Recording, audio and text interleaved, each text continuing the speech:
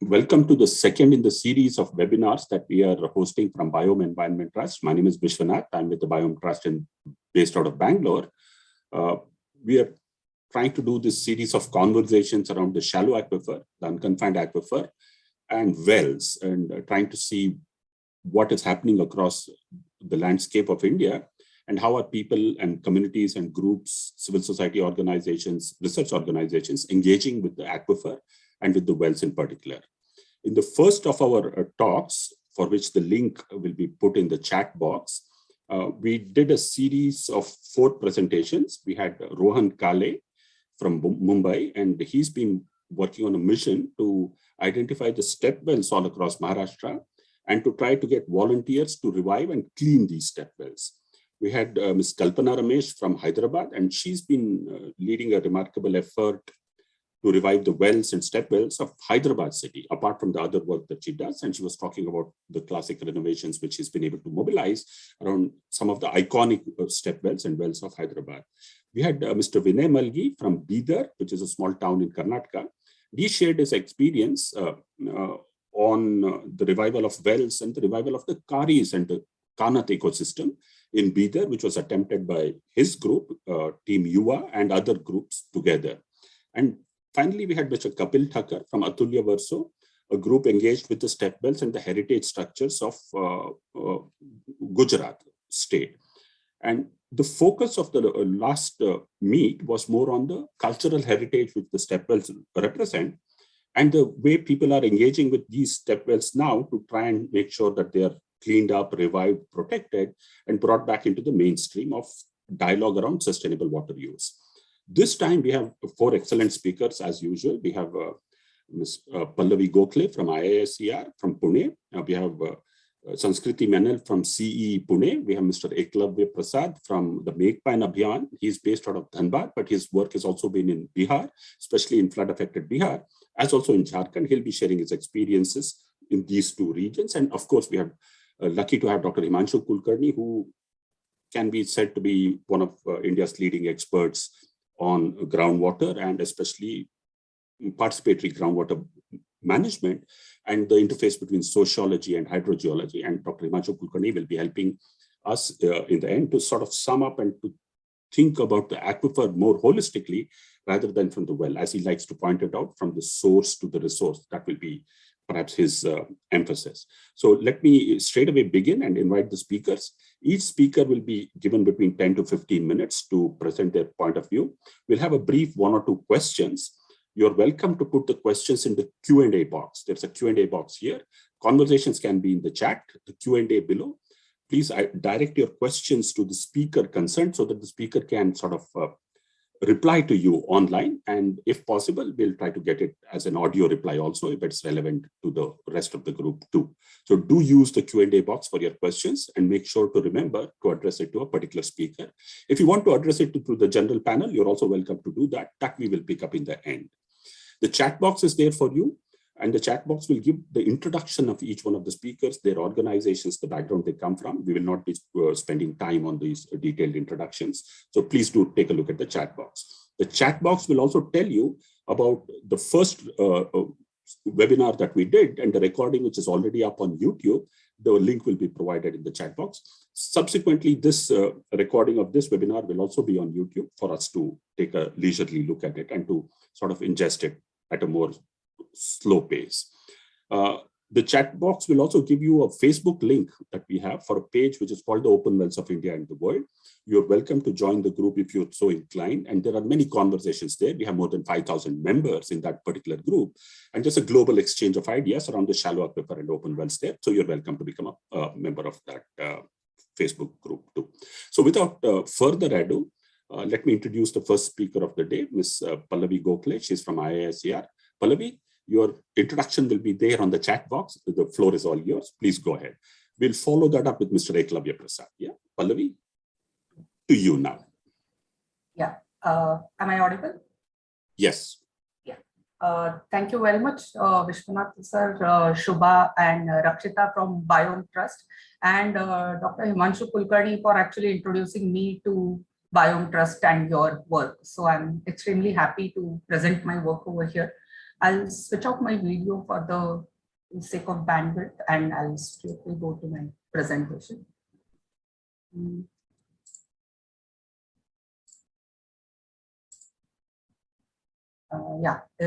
Is it visible? Absolutely, Pallavee. We can see it. Great. So basically, this in this particular case study, I'm going to talk about wells which I encountered accidentally in a project that I was doing in Pune. So this work is based on my work about aqueducts or Peshwa period water supply system in Pune, which I worked on in about 2016 as part of my master's dissertation in archaeology at Deccan College, Pune. There are quite a few maps that are present in this in these slides. So maybe maps or the picture speaks more than the words. So I hope that you will be able to digest a lot more seeing the maps than what I speak. But just to give a brief, this is a small area of Pet area, Pune, which was part of my, which is a actually study area that I worked on. This was actually the area where we see a lot of old settlement and a water supply system which was implemented by Peshwe, the rulers at Pune.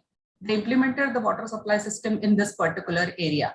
Now, this water supply system had its own peculiarities where you can see the relationships with Kanat or Karet systems in Central Asia, where actually groundwater is tapped and linked together, and from the surface it is extracted. So you can see the pictorial view over here. And there are quite a few cities within India where we actually see these kind of systems, like for example in Aurangabad, Bidar, Burhanpur, etc. And the graphic on the right hand side corner can actually show you how these water sources are accessed from the surface. Now, in case of Pune, what is interesting is these are the surface manifestations of these openings, which are locally called as haud, or in plain English, reservoir or cistern. What happens is when these sources are created on the surface, the water that is brought to these reservoirs or cisterns is coming through underground aqueducts, as seen in the previous picture. However, in case of Pune, the water is not coming from an underground aquifer, but coming from a man-made lake in the southern part of the city. And there is a gradual slope from southern part of the city towards north, towards the river, and that is how the aqueduct brings the water to the city. Now, unfortunately, none of these houds or cisterns or reservoirs exist in Pune as of today. Maybe a couple of decades ago, some of these were functional in the old part of the city. These are two other main components of the systems, which are called dipping well or maintenance shafts. And I, quite a few years ago, while living in the older part of the city, experienced myself the water through these this historic water supply system by using one of these maintenance shafts. And in fact, that was like a starting point for me to where I got introduced to this system, and eventually I tried to convert that curiosity into a formal academic study. Now, my interest was to actually bring all the components of the system together, because the information was available in bits and pieces, in some books, in some survey reports, in some maps scattered all over. So then there was a series of a mapping exercise that I did for many maps, mostly surveyed by British, and a lot of textual information that has been available right from the first gazetteer of for the Pune city when it was under Bombay Presidency. Now, as I combine all the information from the maps, ground survey, the text, this is something that I see when I lay it on the Google map or Google Earth area. What I mentioned earlier, you can see the two lakes at the bottommost image, bottommost part of this image. These are called Katras lakes. The area is known as Katras, and these are the lakes bit over there. This blue line that you see over here, is a tentative course of this aqueduct which is underground. And then as we approach the older part of the city, we actually see a very, very dense network of this aqueduct and all the components of reservoirs and dipping wells. And this is a photograph of one of the existing dipping wells in the on the outskirts of the older city. There are quite a few studies done before me, and this is one of the most interesting one where Mr. Bhagwat, another water expert from Pune, was actually able to climb down in one of these aqueducts. Now, what happened while I was capturing all this information from maps, georeferencing these maps and trying to corroborate a lot of information, in the maps, I encountered lots and lots of wells in the older part of the city. And what you are seeing here are every blue dot represents a well. While I was looking at the Gazetteer of Pune, it mentions the Gazetteer dates to about 1885, and it mentions something about 1290 or 1250 wells which existed as of 1885.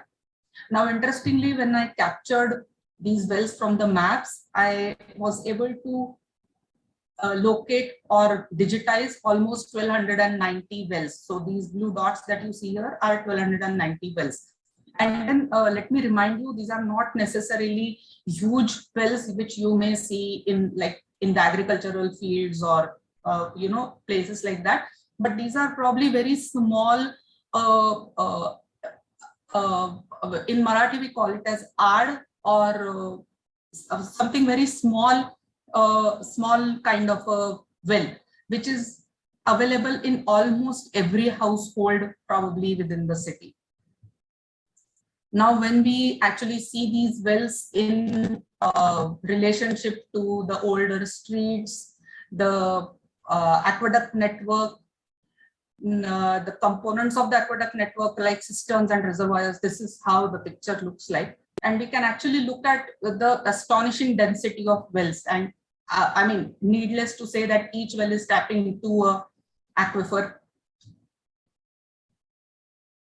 Another look at it. And now this is just to give another visual. The blue lines that you see over here are the aqueduct lines. These blue dots that you see here on the blue line are the actual reservoirs or cisterns. And all the white dots that you see over here are the wells. And the map below is a Google map or Bing map of the present day city. And out of curiosity, I tried to go across these parts of the city in search of wells. And now, of course, all these are private properties or shops or malls or buildings that have come up in place of old settlements. So hardly anything you can really access. But there were at least one or two locations where I could identify that the well exists even today.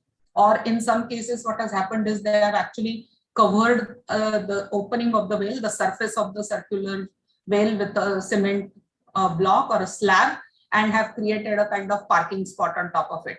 However, there is a water pump that is being installed on top and the water is still being used. And now this is a visual of how the entire picture or the landscape looked like maybe in 1750s to 1850s or after that. Now, interesting part is what we see is many of these wells probably existed before the aqueduct network came in. Important question is why the aqueduct network in the first place if so many wells existed.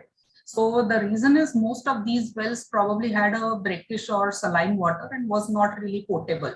So this aqueduct network came in place especially to supply drinking water to the all the neighborhoods within the city. Interesting part about the execution of this aqueduct network is we don't really see it crossing or intersecting wells on its way. So there could have been wells which existed earlier or which were dug later, but the aqueduct network and the wells seem to go hand in hand without obstructing each other. Now, these are few interesting aspects about the aqueduct network itself, where we see it being laid parallel to the roads, which logically makes the maintenance or the accessibility very easy for these for the maintenance of these aqueduct networks. As I mentioned earlier, this aqueduct network was created for drinking water supply. It was probably very logical to locate the cisterns or reservoirs so that majority of the population can access it within walking distance. So this is some small geospatial analysis where I tried to do how much of the settlement or what percentage of settlement can really access these reservoirs. And it seems that almost more than 70 to 80% of the residential area would access at least one or two reservoirs or one or two cisterns within 200 meters of walking distance, knowing that this is a drinking water and one may need to fetch it more than once a day. Another interesting fact about the aqueduct that you can actually see it is following the topography pretty well, and this would require quite a lot of planning and engineering when it comes to executing something like this in absence of present day technology that we have. This is just a representative of to indicate the strength of the structure, because it was carrying quite a few lakhs of water every day. This is some rough statistics about the aqueduct network. Another interesting point about this aqueduct network is, let me go back to your slide. In this particular slide, if you see, you can see Ambil Oda, which is a small rivulet at the in the southern part of the city, not present day's southern part, but the older city's southern part. It is speculated that probably this Ambil Oda actually was flowing through this central part of the city and meeting the river somewhere here. But because it was flooding quite frequently, the course was changed. What is interesting is we actually see the aqueduct, Katras aqueduct, following almost the same course while it traverses the main city. And within the aqueduct structure, as it passes through the city, there are quite a few living streams which are still existing in some of the stretches.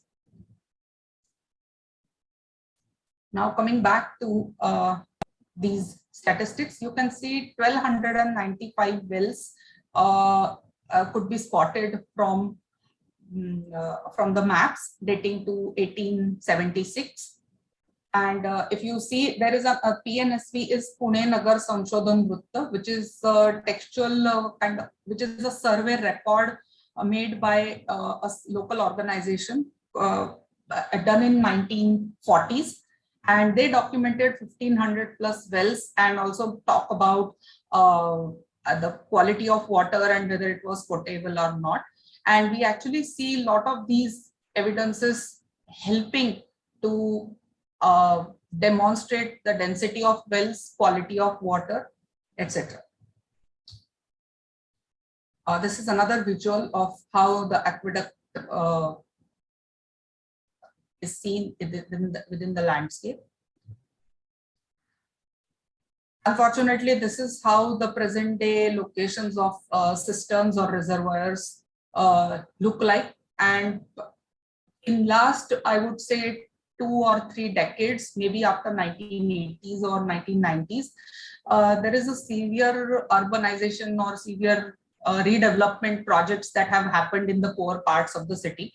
And unfortunately, there is no record kept of either of the aqueduct if it was encountered while digging the foundation, or none of the wells or none of the cisterns if those were destroyed or closed or reused or repurposed of any of that sort.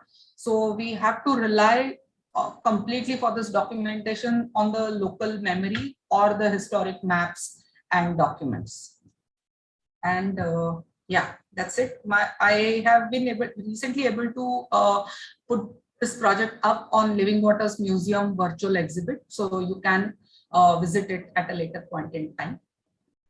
Thank you very much. Fabulous. Thank you, Pallavee. Thank you very much. Pallavee, there's one question in Q&A, which you perhaps could type in and answer when you want to. But I have one question for you. Sure. Pallavee, was there any control mechanism into the aqueduct from the lake itself? Yes. So where the aqueduct actually starts from the lake, there were kind of shafts or doors which could be opened to or where the openings could be restricted to certain levels and the flow of water could be controlled. And those existed even within the city in some cases, or where it actually entered the settlement area. But we don't really have any, visible evidences of those as of today. I mean, it's fascinating that you've been able to document almost all of the 1290 wells and put them down on a map. What was the extent of the population in 1876 or thereabouts, which was being supported by this system? So there are different studies done on the population, but most of the studies are not really from 1750 or 1790s when this actual system was put into place. Most of the studies are from later colonial periods. So the records that we generally find is after like 1850s or so. And I don't really have exact numbers right now. I can maybe share it in a while in Q&A. But the population varies somewhere in a couple of thousands in different wards or different pates in the city, different neighborhoods. Thank you, Pallavee. That was absolutely fascinating. And right from your biodata, the sort of interface between archaeology, history, water systems, and water systems actually migrating from different places and coming to Pune city, being modified and being applied and being so functional for so long. What a wonderful heritage we have. Hopefully we'll get it to be a functional heritage, and at least portions of it will be preserved and protected. Yeah. So that people will sort of enjoy the work. And I really admired the guts of the researchers that you mentioned who actually waded into the water, and they were neck deep in the water, right? Yes, yes. There is a video also available on YouTube. Maybe I will fetch it and share it in the Q&A or chat box. That takes some bravery to do it, to be able to get into the waters of that nature. Thanks a lot, Pallavee. Thank you very much. And do take a look at the Q&A and please I will, yes. Do the answering for it. So next we'll move from Pune and its fascinating Kare system, Kannad system to Bihar and Jharkhand. And I'll invite Ekalavya Prasad from the Megpine Abhiyan to share his very, very interesting work that he's been doing on the wells and aquifers in flood-affected Bihar and Jharkhand, where he's been doing a lot of recharge. But all yours, Ekalavya. Thank you so much. Are you able to see my screen? Yes, Ekalavya, you want to make it? Yeah, it's full screen now. Perfect. Okay. I'll just switch off my video if it is okay. Yeah, that's fine. At the outset, I would like to thank BIOME for giving me and Megpine Abhiyan the opportunity of sharing our journey with regard to understanding of groundwater through dug wells. And at a personal level, I would say that dug wells for me they've been kind of a friend, philosopher, and mentor since 2005 in trying to understand the whole groundwater dynamics in North Bihar, in the flood-affected North Bihar. Before I begin, it is important that I need to thank a couple of people because if I don't do that, it won't do much, value to the work that I'll be sharing in next 10 minutes. At the team of Megpine Abhiyan, which had Luisa Cortesi, the 5 partner organizations, all of them, and also my colleagues, Pradeep and Kumod, all of them had actually, come together to basically understand groundwater from a nothing. And thanks to Himanshu ji and Vishwanath also in helping us out in trying to, unlearn our thoughts of dug well and to delve into it in a much broader sense. So, for as of today, the two stories that I would be sharing were basically from two different hydrogeological settings. One is the largely alluvial in North Bihar, and second is soft sedimentary and crystalline in Dhanbad.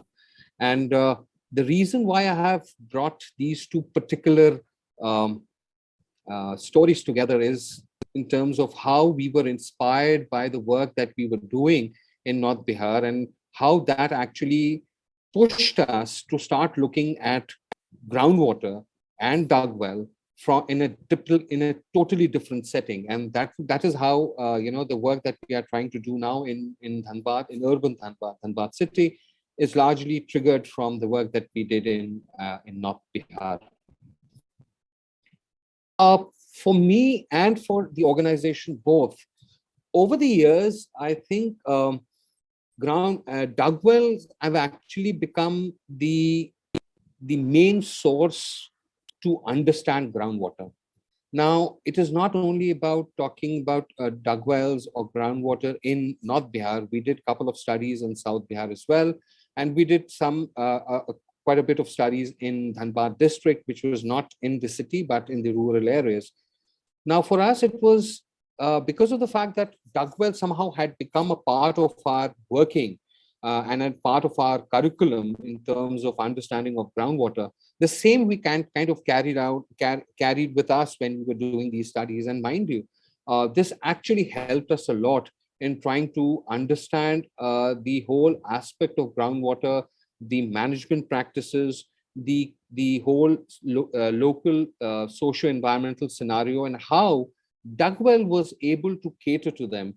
And also in terms of the entire approach to ensure sustainability from a perspective of far more, a use which is not just seasonal, was something extremely fascinating. And I'm talking about areas where the groundwater scarcity has been prevalent.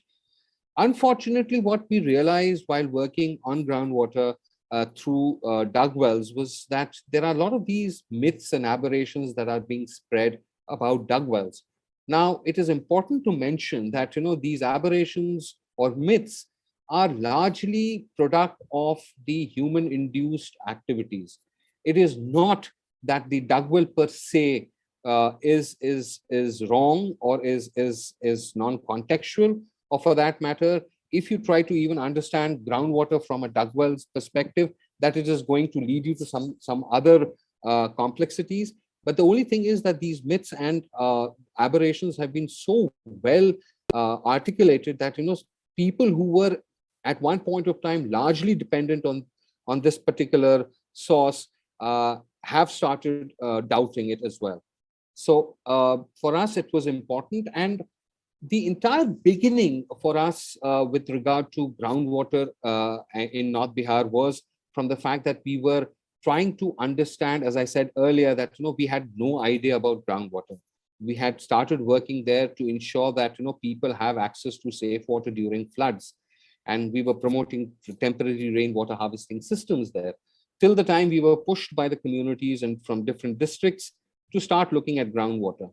And for us, it was a beginning which we had not foreseen, first, and second, that we knew nothing about. So in the entire process of understanding the groundwater, we thought that the best way of doing it is to talk about quality, because abundance, it was basically, there was a lot of groundwater. I mean, the groundwater was extremely shallow. We used to get, the first layer was almost about 10 feet below the ground level. So quantity was not an issue, but quality, because that is how we were, informed by the community. So when we started doing the water quality, and the entire setup was again prepared by Luisa Cortesi and the other members of our team, we started observing that in a similar landscape or in a similar habitation, there were dug wells which were not yielding arsenic or neither iron, but hand pumps were doing it. And this for us was shocking. Initially, we thought that what we would the results might be wrong, or the way we are carrying out the tests might be wrong.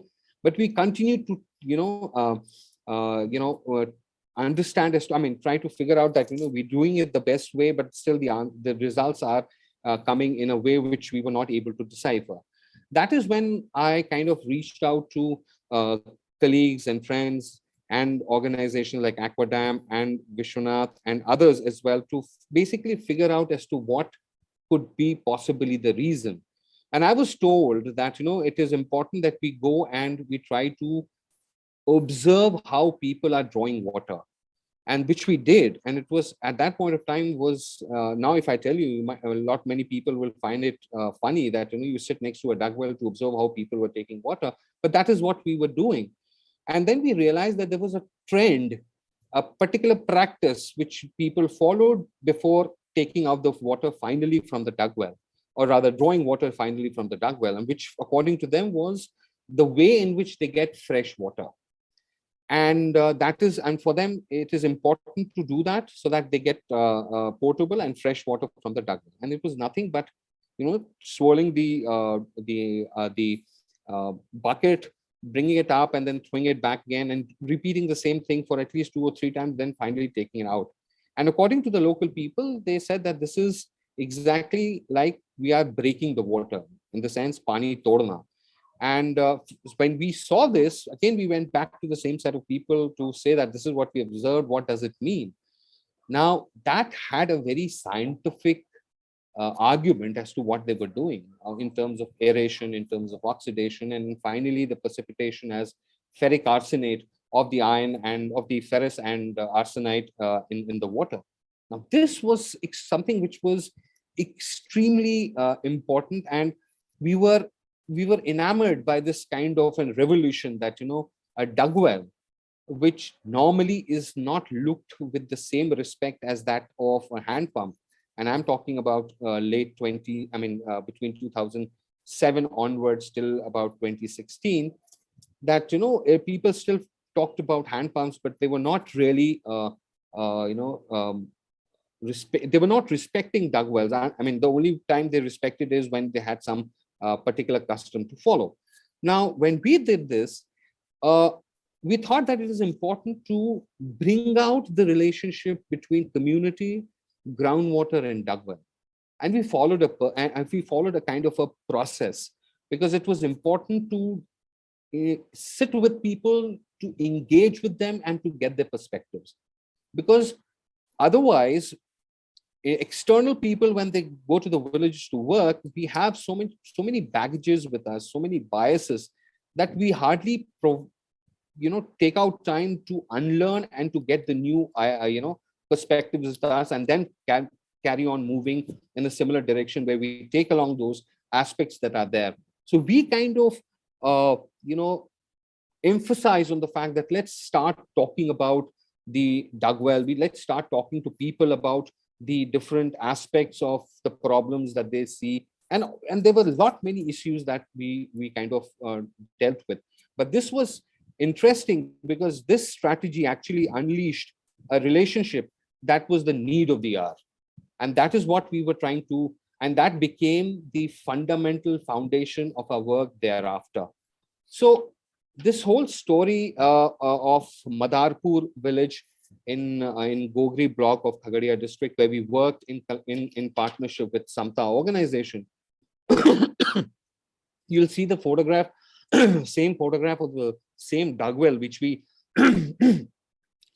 which we actually revived in January 2010, and then we have a photograph of January 2021. So it actually took almost about 11 years for the state to acknowledge the fact that dug wells are critical to habitations which are affected by arsenic, and Badi Madarpur village is badly impacted by high levels of arsenic in water. Now, this case study is important to narrate because here we were a failure to begin with.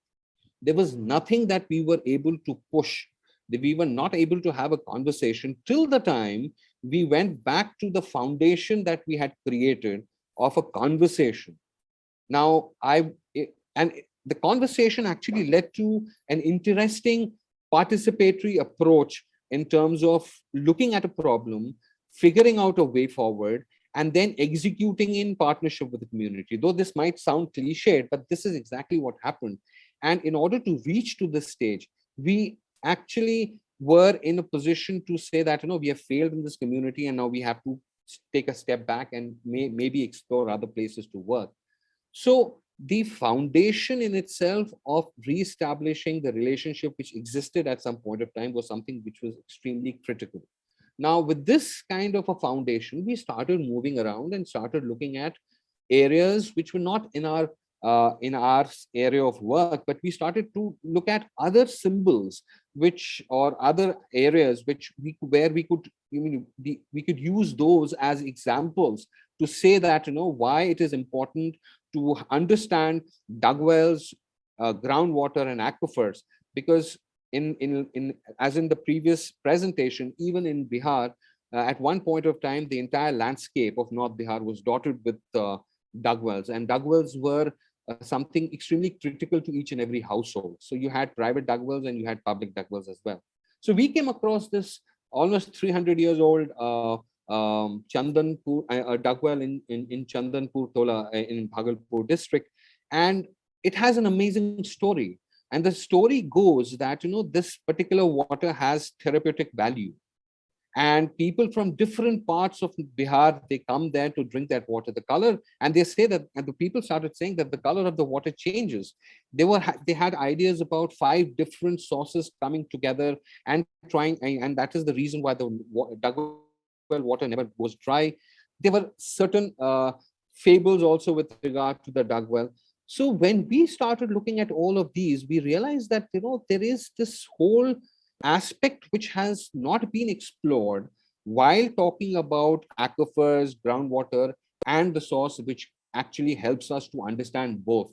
And then we started exploring furthermore in terms of bringing out the contextuality, the cultural preferences which was there at one point of time with regard to dug well as a source to understand groundwater and the dynamics. Similarly, we came to know about Jude Cheetal. Jude Cheetal is basically a festival which was recently celebrated on the 14th of April. And the practice is that, the elderlies in the village, they take the old water and they put it on the head of the young members of the family. And that is basically a way of saving them from the coming summer monsoon. And as a result, and as a practice, what they do is they tend to also clean the ponds and the dug well. The water is used basically to either clean the household or the village if it is a collective if it's a public dug well. And the sediments are actually used as a way to play holy with each other. Now, this was fascinating because on one hand, when we talk about sustainability, when we talk about operational and maintenance, when we talk about ownership, all of this actually was manifested in this particular celebration. And to me, it appeared to be the most one of the most ecologically friendly festival that I had come across. So this was again a pointer for us to look at the relationships and to use that relationships in trying to understand the so-called invisible resource, which actually the dug well was providing us with a lot of visibility. The only thing was that we were not in a position, or neither we were interested in looking inside these beautiful marvels. So after our experiences in Bihar, in North Bihar, a bit of in South Bihar as well, and also the study that we did in Dhanbad district, we realized that it is important for us to start talking about, because the context of dug well was slightly different when we were talking about Dhanbad. Here it was definitely for drinking water, but it was also the last resort. In terms of everything else dries, but the dug well tends to help people survive, and if it is happening even till today. But somehow this entire connect of dugwell in an urban context was entirely missing, to an extent that recently I was moving around in Dhanbad and I was shown that there's an age-old dugwell which actually was shut, and a toilet was made on top of it. Now there are ways. I mean, there are so many instances in urban areas where, in order to get that extra piece of land, this is what is done, that you shut it and then you have an extra piece of land and then you use it for whatever purposes. So we thought that it is important for us to create a point of reference in terms of what magic can dugwells do. I'll just have a 46-second video. I'll just show it here.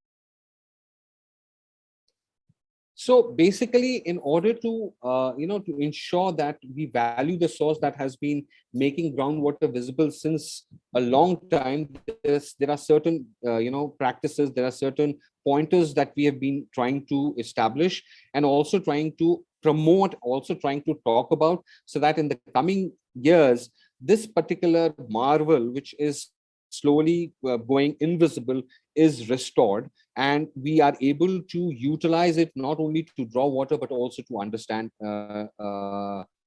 drinking water. And if, for example, this particular source has been showing us groundwater since eons, and this is Agam Kuan is one of the examples since 268 BCE in Patna, where we've had this old dugwell and it is still there, and there are many stories regarding it, which we can talk about some other day. Thank you.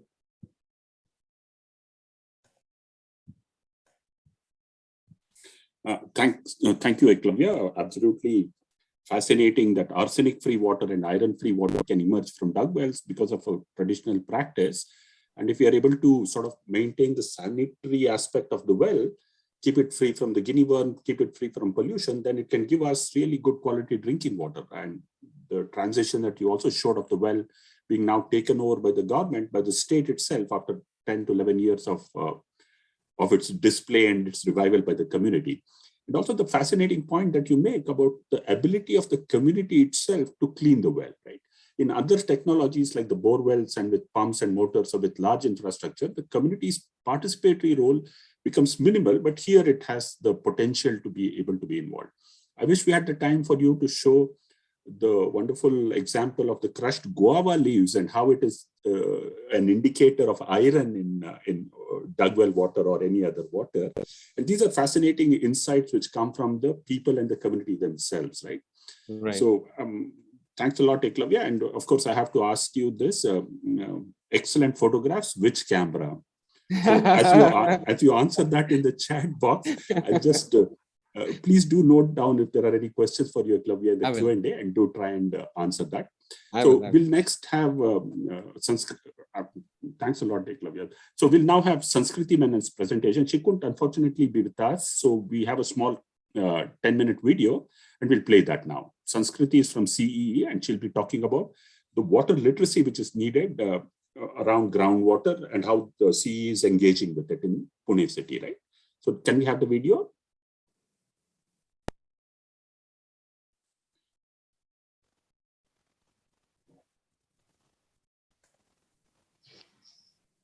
Good evening, and thank you for inviting me to this forum.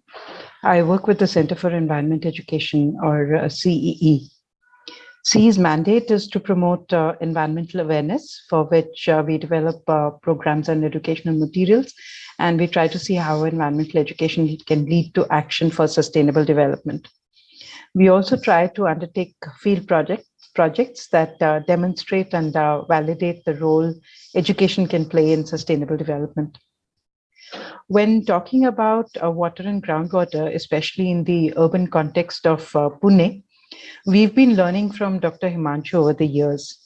And I remember one of our earliest interactions was when we were preparing for a teacher's workshop.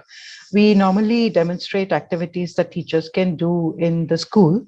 And one popular activity is what we call the dripping tap activity, where children use a bottle or a measuring flask to see how much water goes down the drain in a minute from a leaky tap, and then you can multiply for the whole day and do some calculations for how much water is lost from a dripping tap. Dr. Himanshu actually helped us develop a more systemic and locale specific understanding of water resources, that while Pune's water supply seems to be from the Khagaria Dam, there is considerable dependence on groundwater. And so in our environmental education work, we've been trying to help also develop this resource literacy. And maybe if I can just share my screen, I'll just show you some examples of some of the work that we've been doing.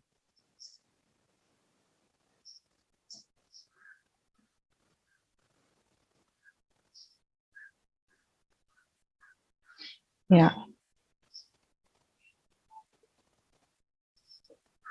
So talking about wells, certainly wells can be a great way to improve resource literacy among city folks. There's something fascinating and mysterious about old wells, which might have a stone structure and an old peepal or banyan tree or a small shrine. And once you actually have, say, a visit to a well, you realize that there are a lot of live wells. Many have fallen into disrepair, but there are several which still provide water to the community around. And there are different ways of managing, and each of these has a story which you could draw upon to show how the urban landscape is changing and our relationship to water has been changing. And even for children in cities, if asked to draw a village water scene, which many may draw like a group of women at a well with pots and drawing water. And so we've been doing some outreach, learning from Aquadam, and we really hope to have some more deeper and sustained conversations and evolving more ways of sustainable water management. So just to share some ways that we've been trying to do this. So one has been, an article series, a newspaper article, and over the last year, there was this weekly article series, which had a number of different issues as well, but a few were about water and groundwater. And so this has often included content on the waterscapes, and especially also talking about groundwater and recharge in the Pune urban landscape. Another way has been that, Himanshu has been advising several citizens groups in Pune and Mission Groundwater, who we also partner with. And we've together held a number of community meetings prior to the lockdowns. And to help in that outreach, and CE and especially my colleague Amar have made a film that documents how some of the housing societies have done community water recharge, guided by Dr. Himanshu and Shashank Deshpande. And so this video helps really understand how the landscape of Pune, and the urbanscape, and the built environment and the natural recharge areas, how that relationship is, and how much more we need to have governance methods and resource literacy that keep this relationship more symbiotic rather than aggressively destroying recharge areas and aquifers. We've also been conducting nature walks, and this is at Pashan Lake towards the west of Pune. And it's actually the same area that I showed in the previous slide. And this gives nature walks, at this Pashan Lake also give us an opportunity to talk about the water regime in Pune. There's a highway close by, and that kind of shows that the hill has been cut, and that shows how you can lose a part of the material that helps in recharge, and that shows you really like a live example of how the way city development has been happening has really not been so conducive oftentimes to protecting these resources. And so through the nature walk, while the Pashan Lake is of course very visible, because this it's juxtaposed with the hill and which is cut, we have been able to use that opportunity to actually talk about the link between surface and subsurface flows and the need for conserving the groundwater recharge areas in Pune. And we've also been very lucky to have had young partners and designers and really some innovative outreach and education materials, which I'll just show you. So this young student, I mean, he's not a student anymore, Rohan, he's from IDC. And, while he was interning with us, he was part of the nature walk at Pashan Lake. And then he, converted that into a virtual nature walk. And this is precisely what I mean, that, you can see that the hill has been cut and you can actually see the rock face and understand that there are layers and that water had percolated, and that what constitutes an aquifer. It's that conversation can begin through such nature walks. And so again, there's the Living Waters Museum with Dr. Sarah Ahmed and others, and with the Center for Water Resources in the ISER. There's just last month there'll been a launch of this Punyache Pani exhibit, to which we also contributed. And there again, we're talking about the Ram Nadi and Pashan Lake and that catchment, as well as that what you see on the surface is also linked to springs in the urban catchment in the same area, and those are lost or disappearing. And then what that again begins a point of conversation for what we need to do and how what are the really different ways in urban planning and the development control rules. What do we need to do to actually have this conjunctive use of water and really to take care of our groundwater resources. In the pre-COVID era, we mark our time now like that. So anyway, prior to COVID, we used to run summer and winter internships. And for 2 to 3 years, we had a survey of wells as part of the internship assignments. And colleagues at Aquadam had identified a set of about 40 wells.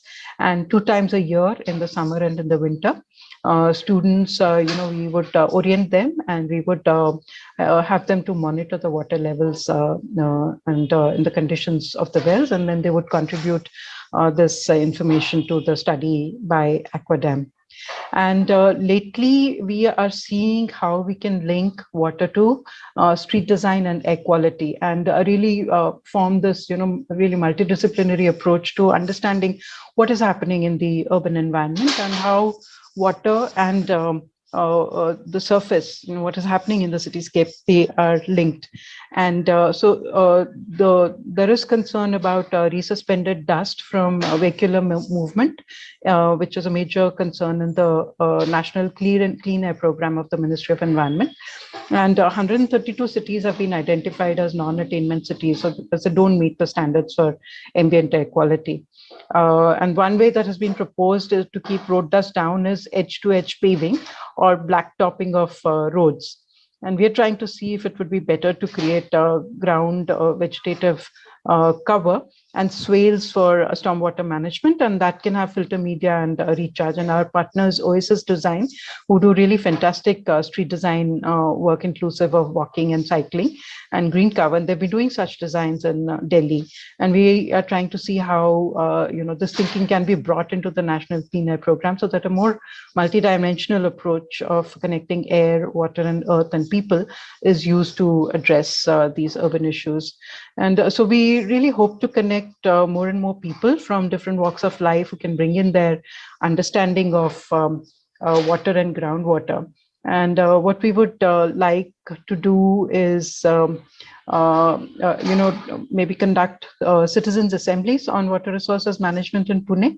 And that would act as a way of sharing the knowledge and efforts of individuals and housing societies and neighborhoods and older, newer communities, and really providing mechanisms for deliberating about how best we might manage water resources in a more equitable way, reducing the energy cost, thinking about climate change, looking at flooding that has been happening, and looking at how flooding and groundwater recharge could be a way of controlling urban flooding as well. Not to steal water from other communities, from more and more distant, but look at conjunctive ways of managing water and being more mindful and really taking care of the resource that we do have much more meaningfully. Thanks for that.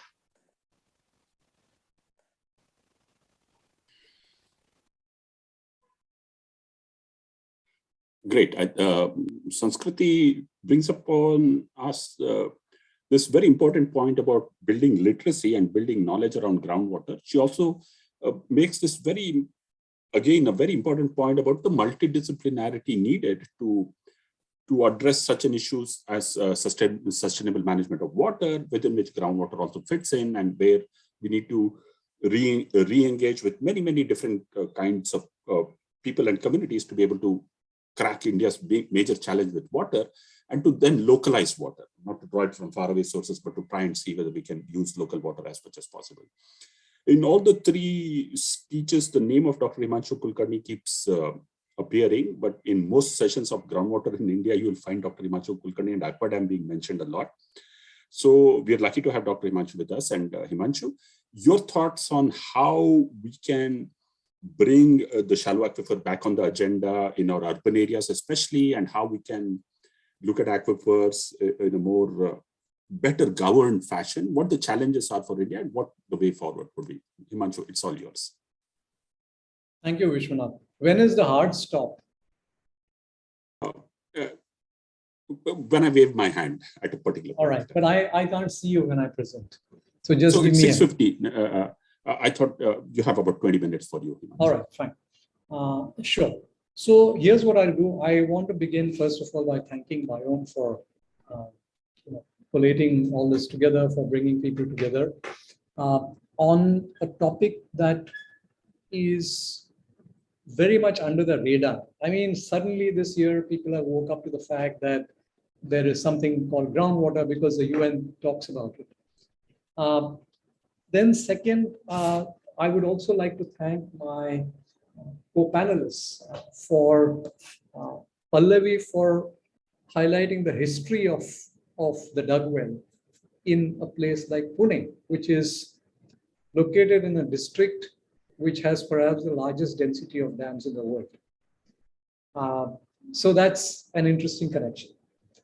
Second, I'd like to thank Ekalavya for teaching us all at Aqua Dam the importance of the dug well in the North Bihar alluvial floodplains, where the news is always about the Kosi and the Kosi floods. And last but not least, thanks to Sanskriti for her entire work on resource literacy. I think Aqua Dam rides on the back of its partners, and because it's riding on their backs, it usually gets credit, sometimes undue credit. So thanks anyway. What I'm going to do, Vishwanath, with your kind permission, I'm going to switch off my video and actually share my screen. And in this short presentation that I have compiled, I have only, I mean, I'm basically going to share pictures and photographs. Let me see if I can hide this. Yeah. So, I want to begin by talking about the dug well. And I want to actually make 3 points before I end with my last slide. So let me say what I wanted to say at the end, right at the beginning. My journey with the dug well, and I think all of you should try this. Which was a place, which was a time that you first saw a dug well in your life? I mean, you can possibly come up with the answer to that question if it's the first river that you saw, the first water body that you saw. My first memory of a dug well was when I was a 3-year-old, when I used to visit my maternal uncle in one of the coastal villages where he was working. He was one of the people who was setting up an atomic power plant. And he lived in a quaint little coastal village house on rent, of course. And we went and visited him every Diwali, I think. And the only memory of that house that I have is that of a dug well. And the only entertainment that we had during the day, they used to take us out in the evening, but during the day was sitting next to the dug well and look at what is happening around it. Of course, inside the dug well was a beautiful little turtle. My second learning from the dug well was my entire learning about aquifers. For the last 40 years, I have learned about aquifers more from dug wells than from any textbook that I've read.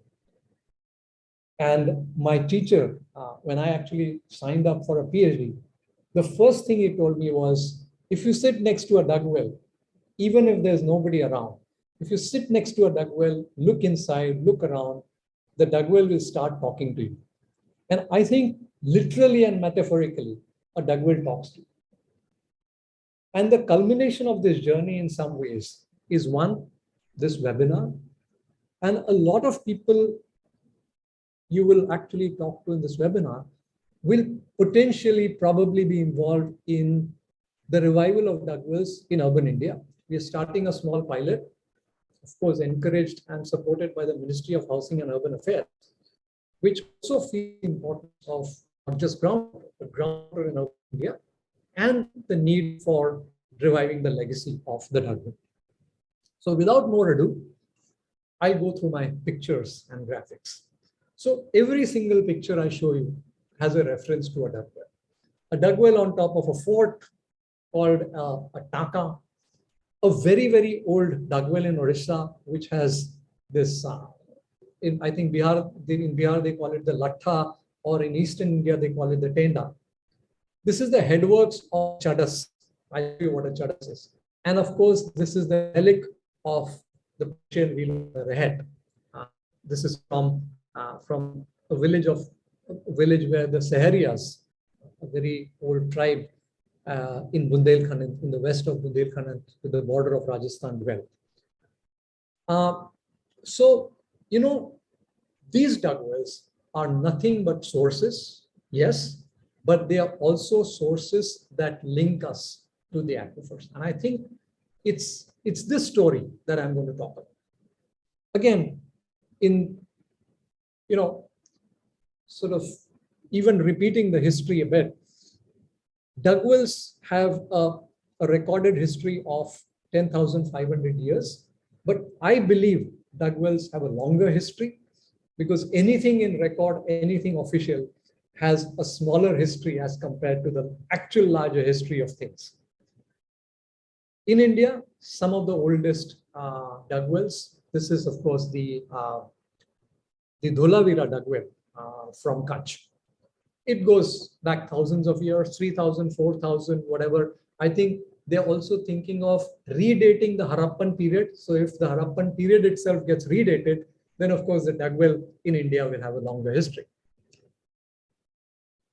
I once sat with a farmer next to a well in Dungarpur, and this is still an active well with a Rehet, who actually explained to me the technology, the technique, the substance and the value in using a head-driven dug well.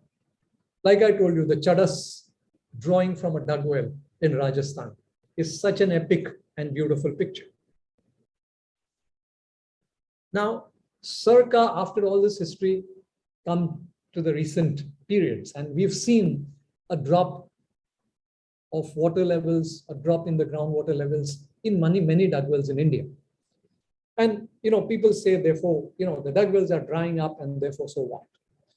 So groundwater depletion has come to be symbolized through the drying up of dug wells. And we can't forget that. I mean, people today are talking of the drying up of bore wells, but I think it's all started with the drying up of dug wells. But when a dug well dries up, it's not just the water that dries up. There are two more things happen. One is when a dug well, such as this one, depletes, you often see the frontage of the dug well, which is a long history of the management of water in that well. This is, of course, a step well from Nimrana. And the erosion of history, the erosion of the heritage in some ways, the erosion of culture when groundwater level in the dug wells drop and the dug well dries up. But mind you, there is something far more intriguing and important. But the drying up of a dug well means your aquifers are drying up. And I think this is an idea that we need to plant inside the heads of many of our planners, many of our practitioners who deal with water. So anyway, forget the titles. I've just pulled up the slides from here and there. So what are aquifers? I mean, if you look at a well like this, when you look inside a well, you can see water coming into the well from the rocks. So the rock or rock material that feeds water to a well is an aquifer. On another front, you can see this in a natural state when a rock actually yields water through a spring.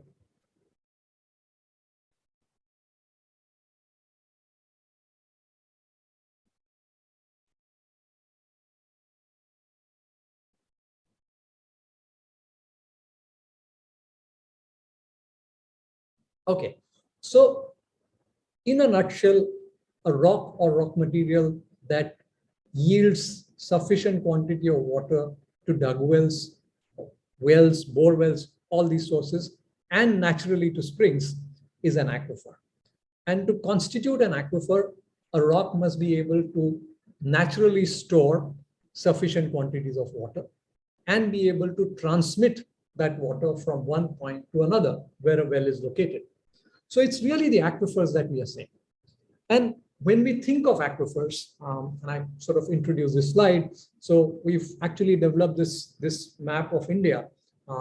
We call it the hydrogeological settings map of India, and where we put the locations where we worked, you see different colors.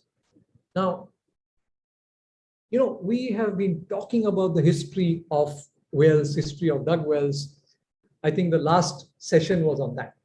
Let me also bring in a little bit on the dimension of aquifers. So when we talk of the history of anything, it's really about 300 years, 400 years, 1,000 years. The dug well history is 10,500 years. But if we now start bringing in the history of aquifers, this is how it looks like. And I'm just going to give you about 5 or 6 slides very quickly. The genesis of groundwater is really about the genesis of aquifers. And the genesis of aquifers is related to the long history of rocks. And I've just picked up A, B, C, D, E, F very quickly. The pink areas where we get ancient crystalline rocks in a very, very broad range of 500 million years to 4.5 billion years. The landscape looks like this. But have you ever wondered about this history? This is underlain by aquifers, and what could be the history of aquifers? Sedimentary rocks, rocks like sandstones, limestones that dot the landscape in many parts of India. Large parts of the Himalayan systems are of course, uplifted sedimentary formations. Tens of thousands of years to 1.7 billion years. I mean, just one picture from somewhere in Kutch. Almost the Grand Canyon of India. Well, why not? More than the Grand Canyon. The Deccan Volcanic Province of India, very close to where I live in Pune. This is a picture from very close to Mahabaleshwar, the origin of the Krishna River. Underlain by volcanic rocks, mainly basalts, 65 million years. The Himalayan history of rocks in the Himalayas is far, far more ancient than the mountains themselves. Okay. So again, I won't go into the historical and the geological history of this, but if you look at the rocks from very, very recent, very young rocks to rocks that go back 2.5 billion years, and the landscape looks beautiful, but do we ever wonder how these aquifers have developed? The flat Indo-Gangetic Brahmaputra plains, very young, a couple of million years to recent, very, very young rock formations or material derived from rocks. Extensive aquifers, thick aquifers. This is again from the work that we've done with Make Pine Abhiyan with Ekalavya Prasad, and it's one of the most beautiful forests that I've been to. Then you have mixed, where these different aquifer systems merge with each other. So like the Tarai region, it's again a very different system and it has very different ages. So it's almost like two different rock formations with two different histories have come together and are resting close to each other and forming a very live hydrological system. Now, the reason I'm talking to you about this, and this is the sort of the next part, is if you look at the urban habitations in India. I mean, I have a map of the rural habitations as well, but the urban habitations can be classified on the basis of the aquifers that underlie them.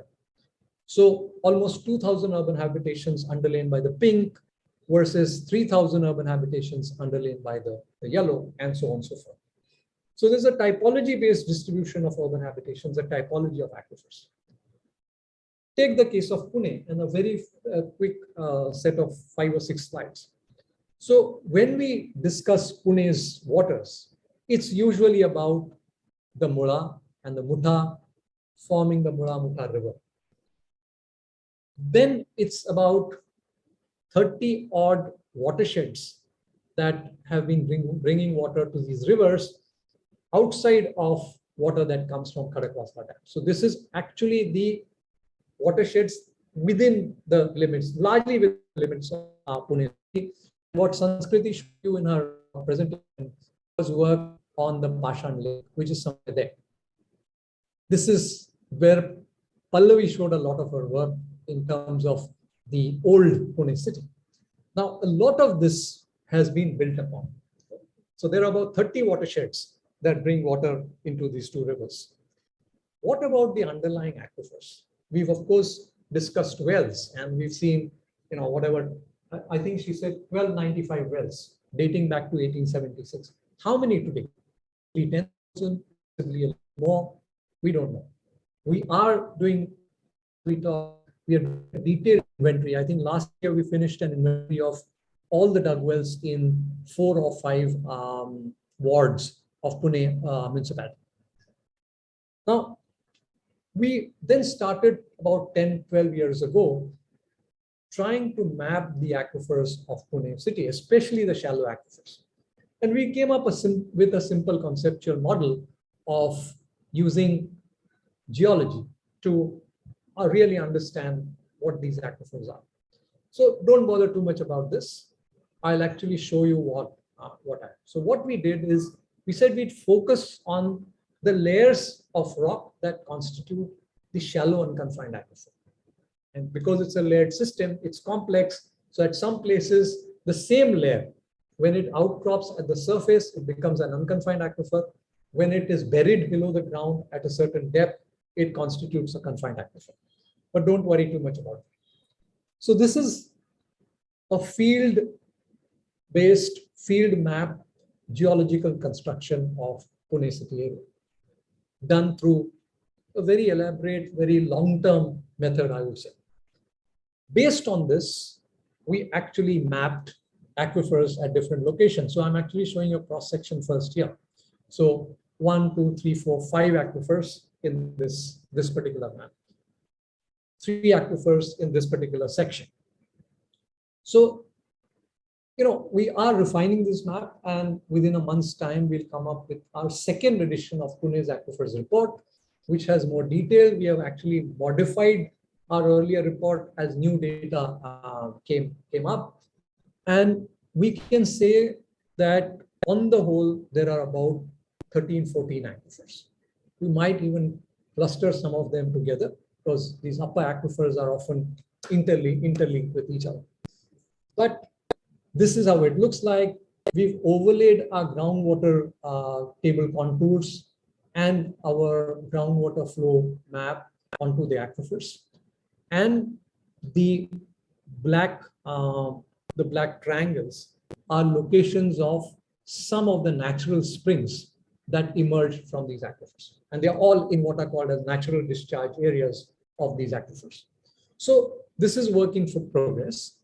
But having done that, you then begin to look at the dug well, not just as a source of water supply, but also as a source of information and data.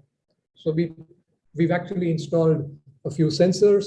The study has been supported by Wipro Foundation, and we have done it in partnership with many organizations in Pune, especially organizations like Mission Groundwater, or Bhujal Abhiyan as it is called, Center for Environment and Education, Sanskriti Menon and her colleagues, Jeevit Nadi, another organization. But we are also closely working with Pune Municipal Corporation, the urban municipality, on taking this up, on taking up something called managed aquifer recharge, particularly with the focus on shallow aquifers. So the data is also telling us some very interesting things in terms of how even the bore wells show a pattern that is linked to the water level behavior fluctuations in the dug well. So, the linkage between the shallow and the deep aquifer makes it all that more interesting. We've identified the natural recharge areas for each of these aquifers. And like I said, we are working on these even as we speak.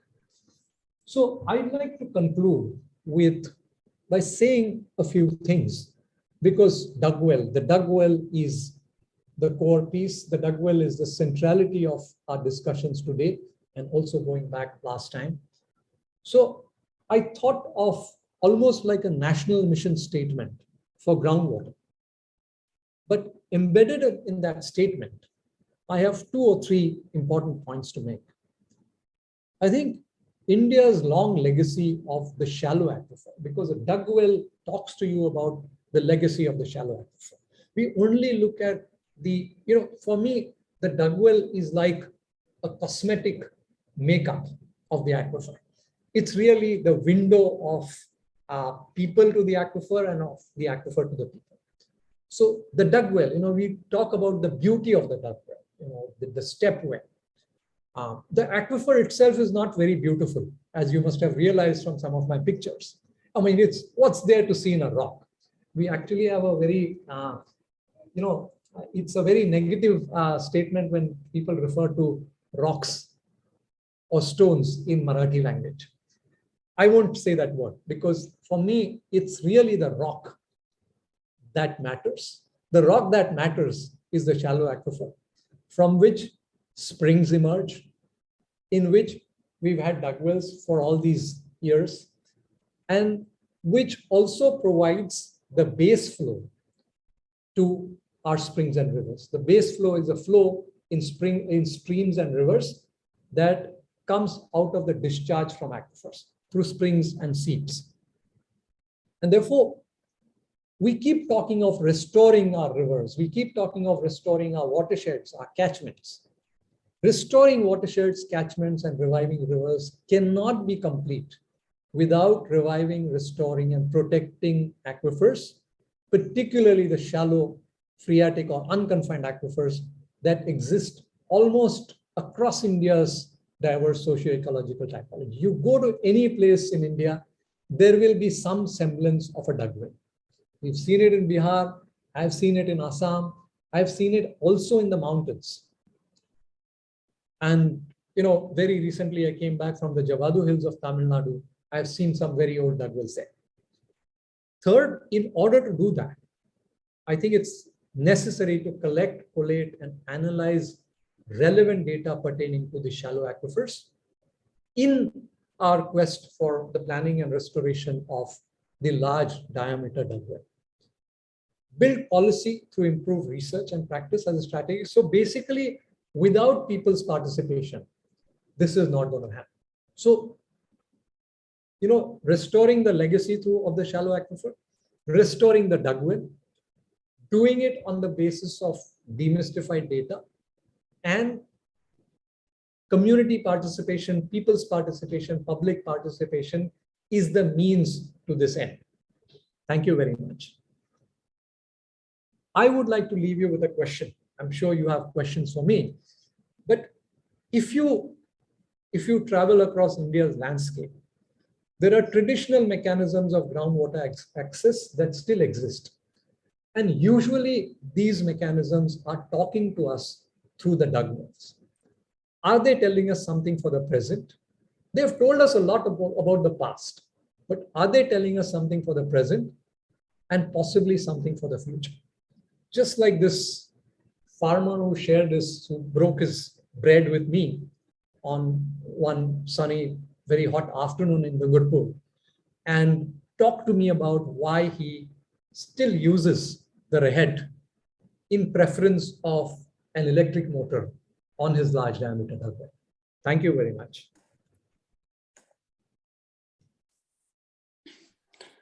Thank you, Dr. Himanshu. That certainly deserves at least a certificate for all of us. And if you ask us 5 questions and if we are able to answer 4, we should get a diploma in hydrogeology. So I'm sure that the audience will agree to that particular proposition. So if you have 4 questions for us, Himanshu, be happy to take it and answer it, provided Aquadam gives us a certificate.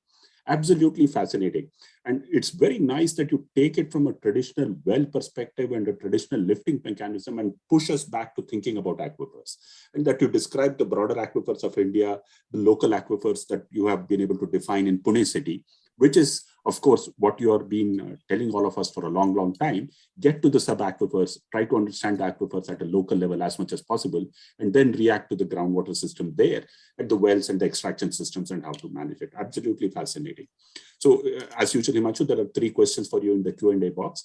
But you mentioned the Amrut project and the kind of efforts that is being made to try and take urban groundwaters into a broader governmental program and understanding and development.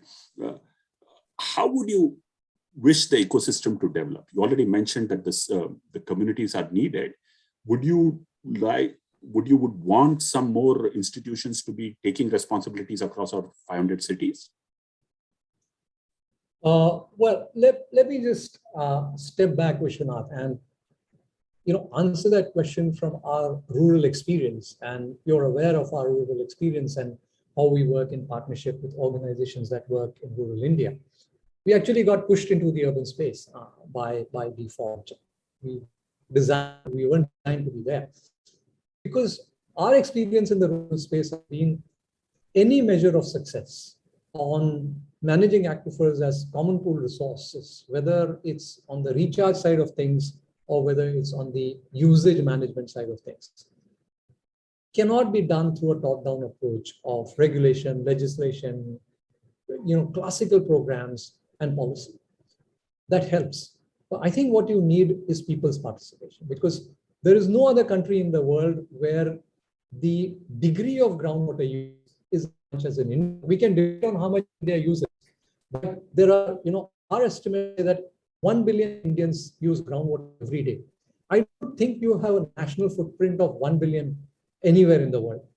So unless the users come forward and be part of the management paradigm, I have my doubts if things will change. So I think in the urban context, it's difficult to say now, but I think the need to design a bottom-up approach where more and more institutions, organizations will indulge themselves in the revival of shower. So that's the way I would answer it. And I think for them to be able to do that, whether it's building capacity, whether it's sensitization, awareness, I think we have a sufficient number of organizations that can help in doing that. But I think we need to begin somewhere. And I think through this particular program, we are beginning in about 10 cities, but very quickly, we'll have to scale that out to a much larger number. 5,700 cities and towns in India. So that's the scale that we have as a goal. Absolutely. Pallavee, you had a question. You can ask Himanshu because you're not allowed to put it in Q&A being a panelist. Pallavee, if you want to, please. Yes, sure.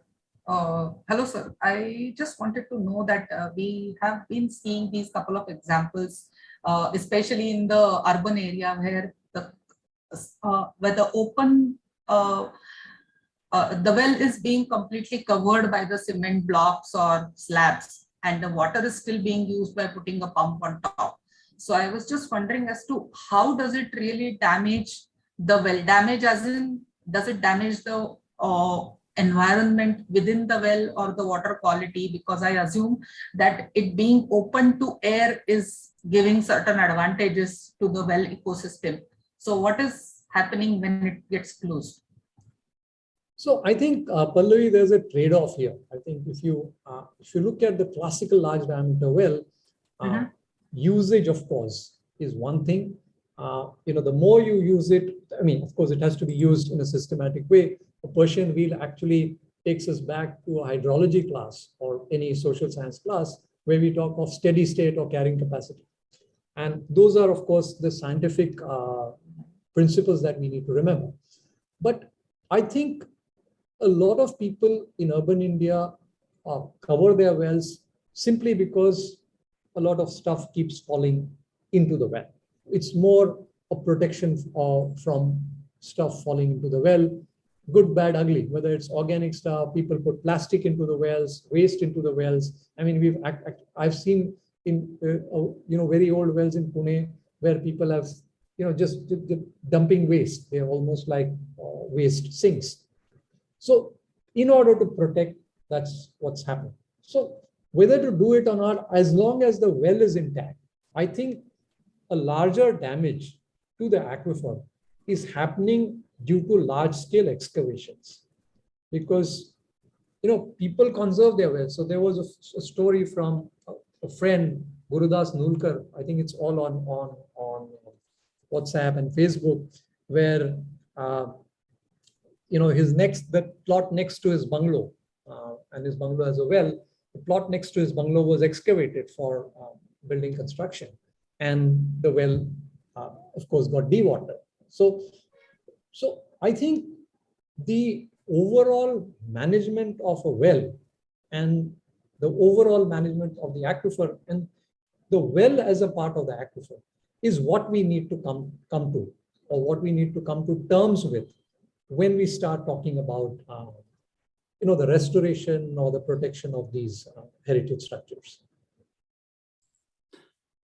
Thanks, Pallavee, for the question. And thanks, Himanshu, for that answer. Also, as has been pointed out by various speakers and you also, that the master plans of our city, the land use plans, the building bylaws will have also to address the issue of the sub-aquifer and how to protect the aquifer from damage, both from pollution, but also from over-extraction and over-exploitation. Right? So this would be a new thinking that would need to be introduced into the way city plans are developed and building bylaws are developed. Himanshu. Yeah, so I think the inputs can go, like I said, on 3 or 4 levels. Whatever scientific management inputs, they need to go at 3 or 4 levels. One is at the sort of planning level itself. And each city could have something like a groundwater cell, which is more like an advisory, in an advisory capacity, which meets once in a while, which sort of looks at the plans. Second is in terms of the environmental protection plans or recharge plans for the city. And those, like BIOME's work in Bengaluru, and how can that be done through a mission mode and done systematically? So that's again a planning input, but I think this particular planning input on recharge has to go at two levels. One is the system of public recharge, which the PMC or the urban local body will be able to implement. And the second is the individual rainwater harvesting related recharge. So that will be at two levels. The third is building capacity, and building capacity to look at aquifers and wells scientifically and bring in more of the science. By science, I mean transdisciplinary science, sociology, economics, environment, ecology, and of course, hydrology and hydrogeology. The part of this will be the interface with rivers, because river planning is usually in isolation of aquifers. And by isolation, I mean, it has a very, very narrow focused vision of, what will you do next to the river channel in terms of recharge, in terms of conservation and all of that. So what's the real linkage? Where is the real linkage? What is the kind of that linkage? And last but not least, I think sensitization and awareness of the common citizen, which has to be done in a mission mode. And since I'm at it, I quickly looked at the three questions. So let me take a quick shot at Kolkata. I think for Kolkata, you would get groundwater level data from the WRD, I think, which handles groundwater in Kolkata. I think there is a need to also begin a citizen-centric collection of water level data with specific focus on dug wells. We were told that Kolkata does not have dug wells. I don't know, I haven't explored. But my suspicion is there are dug wells. Because this is a question that I've encountered many times, and it's completely gone against the hypothesis of no dug wells. Mumbai, I know, has a lot of dug wells, because I talked about my first memory. My second memory was probably as a 5-year-old child when I spent my summer vacation with my paternal grandparents. And there were wells in Dadar. And there were wells all around at that time. When we walked to the Dadar beach every evening, we would at least see 2 or 3 wells where children were jumping into the wells, they were swimming, people were drawing from the wells. It's just, I don't have a camera or a photograph, but it's right there in here. And I think Mumbai also has a very large number of wells. I think there is a need to come up with a citizen-based mapping of aquifers and dug wells in these large cities. Mumbai, I think we have, as a part of this initiative, we are beginning some work, but that's only going to be scratching the surface. But I strongly believe that Mumbai needs, like Pune, and like Pranav has asked, what's the aquifer structure like in Mumbai's reclaimed areas between the 7 islands? And what would it have been like before reclamation? And I know, for example, that I've also lived in areas in Mumbai which are part of the reclaimed landscape. And I know what the problems there are. You won't find too many dug wells in those reclaimed areas. But I'm sure, because reclamation also has a long history, there would be those wells. Just to give you one interesting anecdote about Mumbai. Again, as kids, we were often taken to one very interesting location on where the Methi actually meets the ocean. It's a rocky part. And I remember my father having taken me there because my father was a very, very well-known swimmer in his youth. He used to swim in the seas of Mumbai. And he took me there once and he showed me a spring. So there was a spring at the mouth of the Methi. Methi is meaty, it's sweet. I don't know if the word Methi is derived from the word sweet water. And the Methi, I'm sure, also must have had many, many springs in that landscape. So thanks for that. Fabulous, Himanshu. And absolutely wonderful to listen to all the panelists today. Pallavee, thank you very much. Ekalavya, as usual, most excellent of presentations. Sanskriti, though you were not able to be here, but you gave a very pithy and very perfect message. And Himanshu, as usual, excellent landscape and also very deep insights, both personal and professional. And also, Himanshu, we have to ask you, which camera do you use for all those glorious photographs, as much as one asks Ekalavya about it, because they're also stunning. So this is a standard question that we use. We want to credit the camera, not the photographer or the person framing the pictures, but that's the way we are framed. And it leaves me in the end to thank my colleagues, especially who organize these things and allowed me to be the spokesperson, Rakshita, Nikita, Shubha, Suma, and Uma from BIOME Trust. Wonderful support. And we hope these conversations will keep on growing. This is the second in the set of it, and this will be available on YouTube. The link is mentioned there, will be quickly up there.